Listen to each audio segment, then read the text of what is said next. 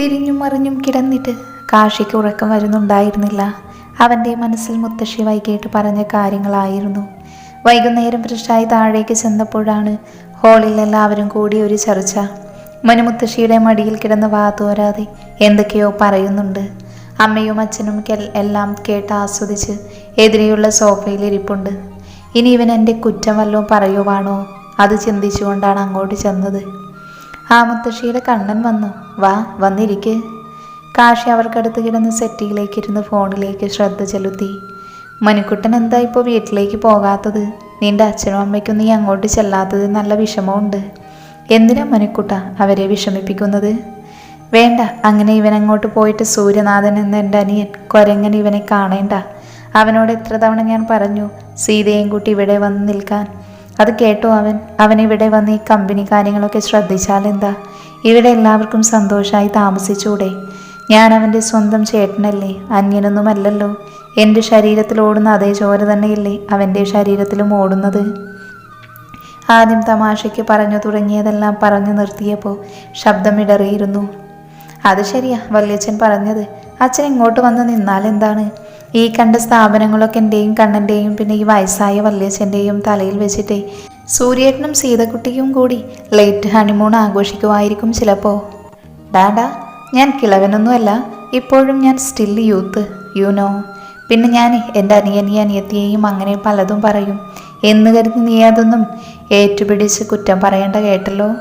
ആ, ഇപ്പം അവർ ചേട്ടനും അനിയനും ഒന്നായി, നമ്മളൊക്കെ വെറും പുറംപോക്ക്. എനിക്ക് നല്ല വിഷമമുണ്ട് കേട്ടോ. മനു ഒന്നുകൂടെ മുത്തശ്ശിയുടെ മടിയിലേക്ക് മുഖം പൂഴ്ത്തി. ചുറ്റിനും ഒരു ചിരി കേട്ടവൻ തലപൊക്കി നോക്കി. എല്ലാവരും തന്നെ കളിയാക്കി ചിരിക്കുന്നത് കണ്ടവനൊന്ന് ചമ്മി. ഡാ കാശി, നിനക്കൊരു ഉത്തരവാദിത്വം ഇല്ലല്ലോ ഇപ്പോഴും.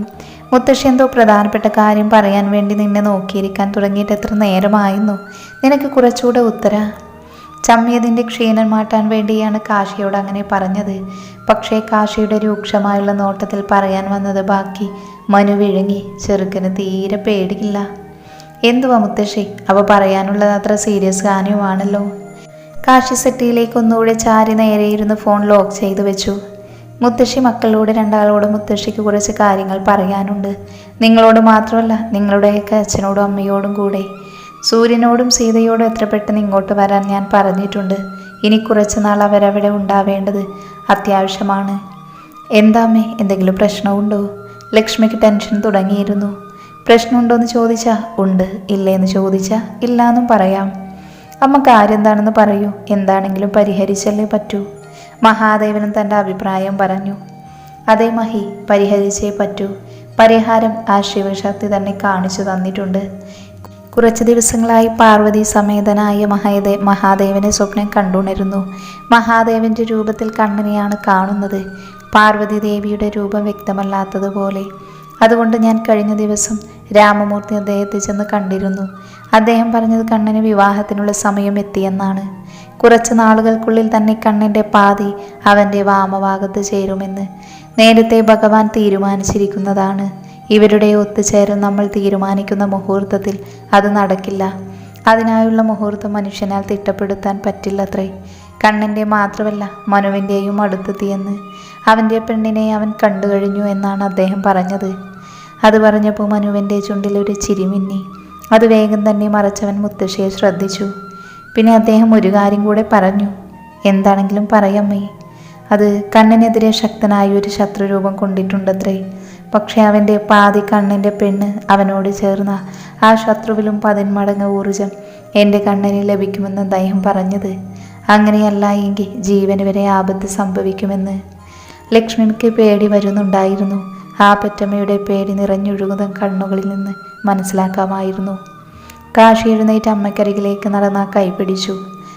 അമ്മയുടെ കണ്ണനെ തോൽപ്പിക്കാൻ പോകുന്നവനൊന്നും ഇന്ന് ഈ ഭൂമിയിലില്ല. അഥവാ അങ്ങനെ ആരെങ്കിലും രൂപം കൊണ്ട് വന്നാലല്ലേ ഞാൻ തോൽക്കാതിരിക്കാൻ എൻ്റെ പാതി എന്നോടൊപ്പം ഉണ്ടാകുമെന്നല്ലേ മുത്തശ്ശി പറഞ്ഞത്. ഈ കാശനാഥന് ശക്തി തരാൻ സാക്ഷാൽ രുദ്ര തന്നെ വരും, ആദിരുദ്ര. അത്രയും പറഞ്ഞവൻ അകത്തേക്ക് പോയി. മുറിയിൽ ചെന്നവൻ അവൻ്റെ മുറിക്കുള്ളിൽ തന്നെയുള്ള മറ്റൊരു മുറിയിലേക്ക് കയറി. അവിടെ ആദിയുടെ ഫോട്ടോയിൽ നോക്കി നിന്ന് കുറച്ചു നേരം. എന്നിട്ട് പതിയെ ആ ചിത്രത്തിൽ ചുണ്ട് ചേർത്തു. ആ ചുംബനം അറിഞ്ഞതുപോലെ ഉറങ്ങിക്കിടന്ന ആദിയുടെ ചുണ്ടിലൊരു പുഞ്ചിരി വിരിഞ്ഞു. ആരു, ഏട്ടൻ്റെ മോളെന്നാണ് ഏട്ടൻ്റെ കൂടെ ഏട്ടൻ്റെ നെഞ്ചിലെ ചൂടേറ്റ് കിടക്കാൻ വരുന്നത്. ഏട്ടൻ്റെ കുട്ടി വിഷമിക്കേണ്ട, ഒരാൾക്കും വേദനിപ്പിക്കാൻ ഏട്ടൻ നിന്നെ വിട്ടുകൊടുക്കില്ല. എന്നും ഈ നെഞ്ചോട് ചേർത്ത് പിടിച്ചോളാം ഞാൻ, എൻ്റെ മാത്രം ആരൂട്ടിയെ. എത്ര കൊല്ലമായടി നിന്റെ നിഴൽ പോലെ ഞാൻ നടക്കാൻ തുടങ്ങിയിട്ട്. നീ എന്തെങ്കിലും എന്നെ കണ്ടിട്ടുണ്ടോ? നിന്റെ കണ്ണുകൾ എന്നെ കണ്ടിട്ടില്ലായിരിക്കും, പക്ഷേ നിന്റെ ആ ഹൃദയം അതിനറിയാം. ഞാൻ വരുമ്പോൾ വർദ്ധിച്ചു വരുന്ന ഹൃദയമിടിപ്പ് ശാന്തമാക്കാൻ നീ നെഞ്ചിൽ കൈവച്ച് ചുറ്റും നോക്കുന്നത് പലതവണ ഞാൻ കണ്ടിട്ടുണ്ട്. നീ എൻ്റെ പെണ്ണാണ്, എൻ്റെ മാത്രം, എനിക്ക് മാത്രം അവകാശപ്പെട്ടത്. ആദ്യം എൻ്റെ അച്ഛൻ നിന്റെ മുത്തശ്ശന് കൊടുത്ത വാക്ക് പാലിക്കാൻ വേണ്ടിയാണ് നിന്നെ കണ്ടെത്തിയത്. അന്ന് കണ്ടത് മുതൽ ഇന്ന് വരെ നിന്നെ കാണാത്തൊരു ദിവസം പോലും ഉണ്ടായിട്ടില്ല പെണ്ണെ. ഇവിടെ ഒരുത്തൻ നിന്നെ ഓർത്തൊഴുകുന്നത് നീ അറിയുന്നുണ്ടോ പെണ്ണെ? ഏട്ടൻ്റെ മോളുട്ടി, ഉറങ്ങിക്കോ ചക്കര പൊന്ന്. ചിത്രത്തിൽ ഒന്നുകൂടെ ചുണ്ട് ചേർത്തവൻ ആ മുറിയിലെ തന്നെ സെറ്റിയിലേക്ക് കിടന്നു. അവളുടെ ചിത്രത്തിൽ തന്നെ നോക്കിക്കൊണ്ട് പതിയെ ഉറക്കത്തിലേക്ക് വീണു. ഫോൺ അടിക്കുന്നത് കേട്ട് ഉറക്കം മുറിഞ്ഞെങ്കിലും പാതി ഉറക്കത്തിൽ കാർത്തു ഫോൺ കയ്യിലെടുത്തു. ഹലോ കാർത്തുമ്പി. നാറി, ആദി നീയായിരുന്നോ? എന്തിനാണ് ഈ പുല്ലേ ഈ രാത്രി വിളിച്ചേ മനുഷ്യൻ്റെ ഉറക്കം കളയാനായിട്ട്? അവളുടെ തെറിവിളി കേട്ടിട്ട് മനു ഒന്ന് ഞെട്ടി. ഡി ആരാന്ന് കരുതിയ നീ ചീത്ത വിളിക്കണ കോപ്പേ? ആദി പെണ്ണല്ലേ? എനിക്കറിയാം, ആ തെണ്ടി മാത്രമല്ല എന്നെ കാർത്തുമ്പിന്ന് വിളിക്കുള്ളൂ. പക്ഷേ സൗണ്ട് ആദിയുടെ പോലെ ഇല്ലല്ലോ, ആ മനുക്കുരങ്ങൻ്റെ പോലെയുണ്ട്. കാർത്തു പകുതി ഉറക്കത്തിലും പറഞ്ഞു കേട്ടിട്ട് മനുവിൻ്റെ ചുണ്ടിലൊരു ചിരിമിന്നി. എങ്കിലേ മോളിപ്പോൾ പറഞ്ഞ കുരങ്ങനില്ലേ, ആ കുരങ്ങൻ തന്നെയാണ് ഈ വിളിക്കുന്നത്. ഓ ആണോ? അത്രയും പറഞ്ഞപ്പോഴേക്കും കാർത്ത് ഞെട്ടി ചാടി എഴുന്നേറ്റിരുന്നു. അയ്യോ സാറായിരുന്നോ? സോറി സാർ, ഞാൻ ഉറക്കത്തിൽ. അവൾ കിടന്നു വെക്കുന്നത് കണ്ടിട്ട് മനുവിന് ചിരി പൊട്ടി. ആ സാരമില്ല, ഞാൻ ക്ഷമിച്ചിരിക്കുന്നു. ഓ പിന്നെ ഇയാൾ ക്ഷമിച്ചില്ലെങ്കിൽ എനിക്കെന്താ? അല്ല, ഈ പാതിരാത്രി കണ്ട പെൺകുട്ടികളുടെ ഫോണിലേക്കൊക്കെ വിളിക്കുന്നത് എന്തിനാ? അതിന് ഞാൻ കണ്ട പെൺകുട്ടികളെയെല്ലാം വിളിക്കുന്നില്ലല്ലോ, ഞാൻ വിളിച്ചതെൻ്റെ വൈഫിനെയല്ലേ. അതിനെൻ്റെ കാത്തുമ്പി എന്തിനാ ഇങ്ങനെ വഴക്കിടുന്നേ? ആരാടോ തൻ്റെ വൈഫ്? തനിക്ക് വട്ടാണോ? വട്ടാണെങ്കിലും അല്ലെങ്കിലും ഒരു കാര്യം പറഞ്ഞേക്കാം, എന്നെ ഇങ്ങനെ കാത്തുമ്പിന്ന് ആദ്യം മാത്രം വിളിക്കുന്ന പേരാണ്. ആ പേര് മറ്റാരും വിളിക്കുന്നത് അവൾക്ക് ഇഷ്ടമല്ല. അവൾക്ക് മാത്രമല്ല എനിക്കും. ആദ്യം എൻ്റെ പെങ്ങളാണ്, അവൾക്ക് ഇഷ്ടക്കുറവൊന്നും ഉണ്ടാവില്ല. പിന്നെ നിൻ്റെ ഇഷ്ടക്കുറവ് ഇഷ്ടക്കൂടുതലാക്കാൻ എനിക്കറിയാം. അതുകൊണ്ട് ആ കാര്യങ്ങളൊന്നും ഓർത്ത് എൻ്റെ കാത്തുമ്പി വിഷമിക്കേണ്ട കേട്ടോ. താൻ പോടും മനുക്കുരങ്ങ. ഞാൻ എൻ്റെ പെണ്ണിനെയും കൊണ്ടേ പോകുള്ളൂ മോളെ. ഏട്ടൻ്റെ മോളിപ്പോൾ സുഖമായി ഉറങ്ങിക്കോ. ഏട്ടനെ മാത്രം സ്വപ്നം കണ്ടുറങ്ങിയാൽ മതി കേട്ടോ ഏട്ടൻ്റെ മോളൂസ്. അതിലും ഭേദമല്ല പ്രേതത്തിനെയോ പിശാചിനെയോ കാണുന്നതാ. കാർത്തു ചാടിത്തുള്ളി ഫോൺ വെച്ചു. അപ്പോഴേക്കും അവളുടെ ചുണ്ടിലൊരു പുഞ്ചിരി ഉണ്ടായിരുന്നു. പതിവ് പോലെ ആദ്യ രാവിലെ ഉണർന്ന് യോഗയൊക്കെ കഴിഞ്ഞ് കുളി കഴിഞ്ഞ് താഴേക്ക് ചെന്ന് അടുക്കളയിൽ അമ്മയെ സഹായിച്ചു. ഹാളിലേക്ക് ചെന്നപ്പോൾ അവിടെ ആനന്ദ് പത്രം വായിച്ചിരിപ്പുണ്ടായിരുന്നു. അച്ഛാ പരമോളെ പോകണ്ടെന്ന് എന്തോ പറയാനുണ്ടല്ലോ എൻ്റെ മോൾക്ക്. താൻ പറയാതെ തന്നെ തൻ്റെ മനസ്സറിഞ്ഞ അച്ഛനോട് അവൾക്ക് വല്ലാത്ത ബഹുമാനവും സ്നേഹവും തോന്നി. അത് പിന്നെ അച്ഛാ, KR ഗ്രൂപ്പ്സിന് ഒരുപാട് ശത്രുക്കളുണ്ട്. അതുകൊണ്ട് തന്നെ അവിടെ വർക്ക് ചെയ്യുന്നവരെ പണം കൊടുത്തും ഭീഷണിപ്പെടുത്തിയും എന്തെങ്കിലുമൊക്കെ ഡീലൊക്കെ ചോർത്താനും മറ്റും എതിരെയുള്ള കമ്പനീസ് ശ്രമിക്കും. അപ്പോൾ ഞങ്ങൾ അവിടെ വർക്ക് ചെയ്യുന്നത് കൊണ്ട് തന്നെ ഞങ്ങളോട് ആരെങ്കിലും വന്ന് ഡീറ്റെയിൽസ് തിരക്കാൻ സാധ്യതയുണ്ടെന്ന് അവിടുത്തെ മനുവേട്ടനും കാശിനാഥ് സാറുമൊക്കെ പറഞ്ഞിരുന്നു. അപ്പം അതിൻ്റെ എന്തെങ്കിലും കാര്യം പറഞ്ഞ അച്ഛനെയോ വാസു അച്ഛനെയോ ആരെങ്കിലും വന്ന് കണ്ട അതപ്പോൾ തന്നെ ഞങ്ങളെ വിളിച്ചു പറയണം കേട്ടോ. വാസു അച്ഛനോടും അച്ഛൻ പറയണം, ആര് വന്നാലും എന്നോടോ കാർത്തൂനോടോ ഉടനെ വിളിച്ചു പറയണമെന്ന്. എന്താ മോളെ, എന്തെങ്കിലും പ്രോബ്ലം ഉണ്ടോ? ഏയ് ഇല്ലച്ചാ, ഒരു പ്രോബ്ലവും ഇല്ല. അവിടുന്ന് മനുവേട്ടൻ പറഞ്ഞു വിട്ടിരുന്നു, കമ്പനി കാര്യങ്ങൾ ആരെങ്കിലും ഞങ്ങളോട് സംസാരിക്കാൻ പറഞ്ഞാൽ അത് റിപ്പോർട്ട് ചെയ്യണമെന്ന്. അത് ഞാൻ അച്ഛനോട് പറഞ്ഞു എന്നുള്ളൂ. ആണോ? അതിനെന്താ, ഞാൻ അവനോട് പറഞ്ഞേക്കാം എന്ന് തന്നെ. പിന്നെ നിങ്ങളോട് ആരെങ്കിലും അങ്ങനെ എന്തെങ്കിലും പറഞ്ഞു വന്നോ? ആദ്യമൊന്ന് ഞെട്ടി. ഏയ് ഇല്ലച്ചാ, ഞാൻ റെഡി ആവട്ടെ, ടൈമാകുന്നു. കള്ളമായതുകൊണ്ട് അവൾ അയാളുടെ മുഖത്ത് നോക്കാതെയാണ് പറഞ്ഞത്. ശരി മോളെ, പോയി റെഡിയായിക്കോ. അവൾ വേഗം അകത്തേക്ക് നടന്നു. ഇടത്തെ കയ്യിൽ തെളിഞ്ഞു കിടക്കുന്ന ഞരമ്പിൽ മൂർച്ചയുള്ള ബ്ലേഡ് കൊണ്ട് വരയുകയാണവൻ. സ്വന്തം കയ്യിൽ ബ്ലേഡ് ആഴ്ന്നിറങ്ങുമ്പോഴും ഒരു ഉന്മാതിയെ പോലെ അതൊക്കെ ആസ്വദിക്കുകയായിരുന്നു അവൻ. ഒഴുകിയിറങ്ങുന്ന ചോര വലത്തെ കൈയിലെ തള്ളവിരൽ തൊട്ടെടുത്ത് ചുവരിൽ വരച്ചു ചേർത്തിരിക്കുന്ന ചിത്രത്തിലെ പെണ്ണിൻ്റെ സീമന്തരേഖയിലേക്ക് ചേർത്തു വെച്ചു. തൻ്റെ ചോരയാൽ ചുവപ്പിച്ച അവളുടെ സീമന്തരേഖ കാണെ ഈ ലോകത്തെ ഏറ്റവും മനോഹരമായ കാഴ്ചയാണെന്ന് അവന് തോന്നി. പതിയെ അവൻ ആ ചിത്രത്തിൽ തലോടി ആ ചുണ്ടിൽ അവൻ്റെ ചുണ്ട് ചേർത്ത് വെച്ചു. അവൻ്റെ കണ്ണിൽ നിന്നും കണ്ണുനീർ ഒഴുകി അവളുടെ ചിത്രത്തെ നനച്ചുകൊണ്ടിരുന്നു. ഇതൊന്നും അറിയാതെ അവൾ ഉറക്കത്തിലായിരുന്നു, ഇനിയൊരിക്കലും ഉണരാത്ത ഉറക്കത്തിൽ. കയ്യിലെ മുറിവിൽ നിന്നും വാർക്കുന്ന രക്തത്തേക്കാൾ ഹൃദയത്തിൽ നിന്നും രക്തം വാരുന്നതായി അവന് തോന്നി. കണ്ണുകൾ അമർത്തി തുടച്ചവൻ കട്ടിലിനരികിലേക്ക് പോയി കൈയെത്തിച്ച് ഫോണെടുത്തു. അതിലെ ഗ്യാലറിയിൽ കയറി ഒരു ചിത്രത്തിലേക്ക് കണ്ണു നട്ടു. അതൊരു പെൺകുട്ടിയുടെ ചിത്രമായിരുന്നു. ചുവരിൽ കണ്ട ആ പെൺകുട്ടിയുടെ ചിത്രം, അതിലേക്ക് കുറച്ചു നേരം നോക്കിയിരുന്നു അവൻ. ചുവരിലേക്കൊന്ന് നോക്കിയ ശേഷം ഫോണിൽ ആ ചിത്രത്തിൽ തൊടാനായി ഒന്ന് വിരലെടുത്തു. കാഴ്ച മങ്ങിയവൻ തളർന്ന് താഴേക്ക് വീണു.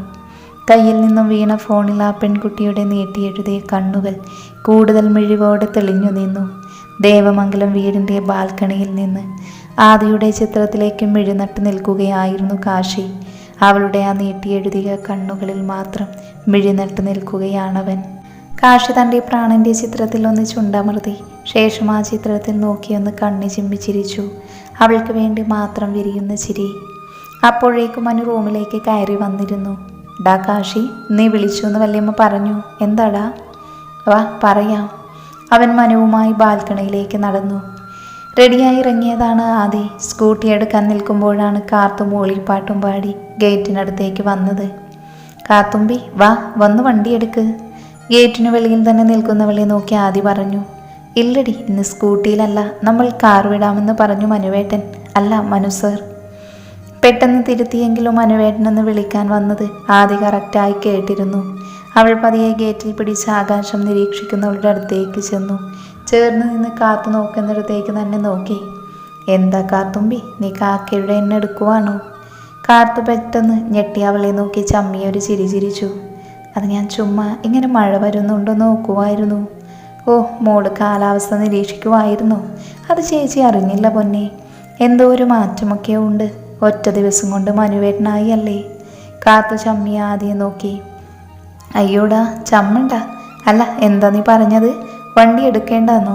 മനുവേട്ടൻ നിന്നെ എപ്പോൾ വിളിച്ചു? ഇപ്പോൾ വിളിച്ചതേ ഉള്ളടി. സ്കൂട്ടി എടുക്കേണ്ടെന്നും കാറ് വരും പിക്ക് ചെയ്യാനെന്നും പറഞ്ഞു. അതെന്താ ഇപ്പം അങ്ങനെ ഒരു കാര്യം? നമ്മൾ സ്കൂട്ടിയിലല്ലേ ഇന്നലെയും ചെന്നത്. പിന്നെന്താ ചിലപ്പോൾ ഇന്നലെ വന്നവരൊക്കെ പിന്നെയും വരുമോ? അതാണോ പേടി? എനിക്കും തോന്നി. അവർ നിന്നെ തന്നെയാണോ അന്വേഷിച്ചത്? അതോ വേറെ ആതിരുദ്രയായിരിക്കുമോ? നിന്നെയാണെങ്കിൽ നിനക്കവരെ പരിചയം പോലും ഇല്ലല്ലോ, പിന്നെ എങ്ങനെയാ? ഒന്നും അറിയില്ല. എന്തായാലും ഇന്ന് മനുവേട്ടനോടും കാശിനാഥ് സാറിനോടും കാര്യങ്ങളൊക്കെ പറയുമ്പോൾ അവർ പറഞ്ഞു തരുമായിരിക്കും. നമുക്ക് നോക്കാം. എന്താ മക്കളെ, നിങ്ങൾ പോകുന്നില്ലേ? സമയമായല്ലോ. അവർക്കടുത്തേക്ക് വരുന്ന ആനന്ദിനെ കണ്ടവർ ഒന്ന് ഞെട്ടി. എന്തെങ്കിലും കേട്ടിട്ടുണ്ടോ എന്ന് പേടിച്ച്. അതാ ഞാനും ഓർത്തത്. രണ്ടും കൂടി ഇവിടെ നിന്ന് വർത്താനം പറയുക. പോകുന്നില്ലേ? അപ്പുറത്ത് ആദിയുടെ വീട്ടുമുറ്റത്തേക്ക് നടന്നു കയറിക്കൊണ്ട് വാസുദേവനും ചോദിച്ചു. അവരുടെ വീടുകൾ തൊട്ടപ്പുറത്തും ഇപ്പുറത്തുമാണ്. മെയിൻ ഗേറ്റ് അല്ലാതെ ഈ വീടുകൾ തമ്മിൽ ഒരു മുറ്റത്തുനിന്നും അടുത്ത വീടിൻ്റെ മുറ്റത്തേക്ക് കയറാൻ മതിലിന് നടുക്ക് വഴിയിട്ടിട്ടുണ്ട്. അതച്ചാ, ഓഫീസിൽ നിന്ന് വിളിച്ചിരുന്നു. അവിടെ നിന്നും കാർ അയക്കാമെന്ന് പറഞ്ഞു. അതാ ഞങ്ങൾ വെയിറ്റ് ചെയ്യുന്നത്. കാർത്തുവാണത് പറഞ്ഞത്. അതെന്താ ഇപ്പോൾ കാർ അയക്കുന്നത്? നിങ്ങൾക്ക് സ്കൂട്ടി ഉണ്ടല്ലോ, പിന്നെന്താ? കോളേജിലും നിങ്ങൾ അങ്ങനെ തന്നെ അല്ലായിരുന്നു പോയിക്കൊണ്ടിരുന്നത്. അതച്ചാ, അവിടെ ജോലി ചെയ്യുന്നവർക്കൊക്കെ ഇങ്ങനെ കാർ അയക്കാറുണ്ട്. ഞങ്ങൾ പുതിയ ആളുകളായതുകൊണ്ടെന്ന് തോന്നുന്നു. പിന്നെ കാർത്തു പറഞ്ഞത് കേട്ട് രണ്ടച്ഛന്മാരും ഒരുമിച്ച് ചോദിച്ചു. ഇപ്പോൾ കമ്പനിയുടെ ഒരു ഇമ്പോർട്ടൻ്റ് ഡീൽ നടന്നുകൊണ്ടിരിക്കുക. അപ്പോൾ അവിടുത്തെ സ്റ്റാഫിനെയൊക്കെ മാക്സിമം സുരക്ഷിതയായിട്ടേ അവർ നോക്കുന്നത്. ഞങ്ങളിപ്പോൾ പുതിയതല്ലേ, അപ്പോൾ എല്ലാം ഒന്ന് പരിചയം ആവും വരെ ഇങ്ങനെയാവുമെന്നാണ് മനു സാർ പറഞ്ഞത്. കാർത്തു പറഞ്ഞു നിർത്തിയിട്ട് ആദിയെ നോക്കി കണ്ണ് ചിമ്മി. ആണോ? അത് നല്ലൊരു കാര്യമാണ്. നല്ല ഉത്തരവാദിത്തമുള്ള ആളുകളാണവർ. അതുകൊണ്ടാണ് ഇങ്ങനെയൊക്കെ. നിങ്ങൾക്ക് അവിടെ ജോലി കിട്ടിയത് ഭാഗ്യമായി അല്ലേടാ വാസു? അതെ. വാസുദേവനും അതിനു ശരിവെച്ചു. അപ്പോഴേക്കും ഗേറ്റിന് വെളിയിൽ കാറ് വന്ന് നിന്നിരുന്നു. ആദ്യ സംശയത്തോടെ കാത്തുവിനെ നോക്കി നെറ്റി ചുളിച്ചു. മനസ്സാറിന് ഞാൻ ലൊക്കേഷൻ അയച്ചു കൊടുത്തിരുന്നു. ആദിയുടെ സംശയിച്ചുള്ള മുഖം കണ്ട് കാർത്തു പറഞ്ഞു. അവർ ഗേറ്റിന് വെളിയിലേക്ക് ചെന്നപ്പോഴേക്കും കാറിൽ നിന്ന് മനു പുറത്തേക്ക് ഇറങ്ങി. കോ ഡ്രൈവിംഗ് സീറ്റിൽ നിന്ന് കാശിയും ഇറങ്ങുന്ന കണ്ടിട്ട് ആദിയുടെ കണ്ണിപ്പോൾ താഴെ വീഴുമെന്ന പോലെ ആയിട്ടുണ്ട്. ആദി കാത്തുവിനോട് ചേർന്ന് നിന്ന് അവളുടെ കയ്യിലൊന്ന് അമർത്തി നുള്ളി. കാത്തു വേദനിച്ചെങ്കിലും ഒച്ച പുറത്ത് കേൾക്കാതെ ശ്രദ്ധിച്ചു. കാരണം അവൾ ഇതുപോലൊരു നീക്കം ആദിയിൽ നിന്നും പ്രതീക്ഷിച്ചിരുന്നു. Good morning sir. കാത്തു വേഗം മനുവിൻ്റെയും കാശിയുടെയും അടുത്തേക്ക് പോയി പറഞ്ഞു. രണ്ടുപേരും തിരിച്ചും പറഞ്ഞു. കാത്തു പതിയെ ഒന്ന് തിരിഞ്ഞ് ആദിയെ നോക്കി. അവിടെ അവളെ കടിച്ചു കീറാൻ നിൽക്കുന്ന എക്സ്പ്രഷൻ ഇട്ട് ആദി നിൽക്കുക. കാത്തു അബദ്ധം പണഞ്ഞതുപോലെ ഒന്ന് നാവ് കടിച്ചു. ഹായ്, ഗുഡ് മോർണിംഗ് ആദിക്കുട്ടി. മനു നടന്ന് ആദിക്കടുത്തേക്ക് വന്നു. ഗുഡ് മോർണിംഗ് മനുവേട്ട. എന്താ ഏട്ടാ ഞങ്ങളെ വിളിക്കാൻ വന്നത്? സ്കൂട്ടി ഉണ്ടായിരുന്നു. അതൊക്കെ വിശദമായി പിന്നെ പറയാം. ഇപ്പം നമുക്ക് പോകാം. അപ്പോഴേക്കും ആനന്ദും വാസുദേവനും കൂടി ഗേറ്റിനടുത്തേക്ക് വന്നിരുന്നു. ആദ്യയെ തന്നെ ശ്രദ്ധിച്ചു നിന്നിരുന്ന കാശി വേഗം നോട്ടം മാറ്റിയപ്പോഴേക്കും മനു അച്ഛന്മാരുടെ അടുത്തേക്ക് ചെന്നു. അവന് പിന്നാലെ തന്നെ കാശിയും നടന്നു ചെന്നു. തനിക്ക് നേരെ ചിരിച്ചുകൊണ്ട് നടന്നു വരുന്ന കാശിയെയും മനുവിനെയും ആനന്ദൊന്ന് സൂക്ഷിച്ചു നോക്കി. എവിടെയോ കണ്ടു മറന്നതുപോലെ തോന്നുകയായിരുന്നു അയാൾക്ക്. നമ്മൾ ഇതിനു മുൻപ് എവിടെയോ കണ്ടിട്ടുണ്ടല്ലോ. ആനന്ദ് സംശയത്തോടെ കാശിയോട് തിരക്കി. കാശി മനുവിൻ്റെ മുഖത്ത് നോക്കിയൊന്ന് പുഞ്ചിരിച്ചു. അദ്ദേഹത്തിന് നേരെ കൈനീട്ടി. എൻ്റെ പേര് കാശിനാഥ്, കാശിനാഥ് മഹാദേവൻ. ദേവമംഗലം തറവാട്ടിലെ മഹാദേവൻ്റെയും ലക്ഷ്മിയുടെയും മകൻ. ഇനിയൊന്ന് ഓർത്തു നോക്കിയേ അറിയാമോന്ന്, എവിടെ വെച്ചാണ് കണ്ടതെന്ന്. ആനന്ദ് ഒരു നിമിഷം ഞെട്ടി നിന്നു. ശേഷം വാസുദേവനെ ഒന്ന് നോക്കി. അയാളുടെ മുഖത്തും ഭയം നിഴലിച്ചിരുന്നു.